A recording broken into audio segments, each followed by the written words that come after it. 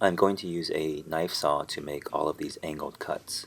A knife saw is a traditional Chinese woodworking tool that is held by two hands, one hand around the neck and one hand around the base. And if you want to learn how to make one of these saws, go ahead and follow the link in the description. To make this sliding dovetail, I'm cutting out the pin side or the slotted side of the dovetail first. This cut is made completely freehand, and the angle is judged by eye. I then cleared out the slot using small chisels and a homemade router plane. I've set this Chinese cutting gauge to the same depth as the depth of the slotted side of the sliding dovetail. And if you want to learn how to make this exact cutting gauge, go ahead and follow the link in the description.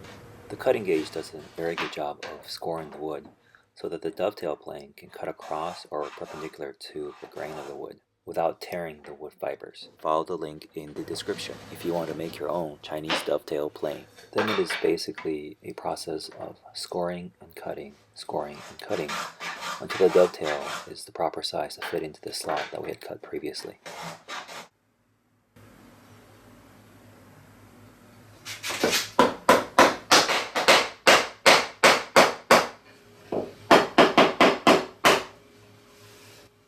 The fit on this side is pretty good.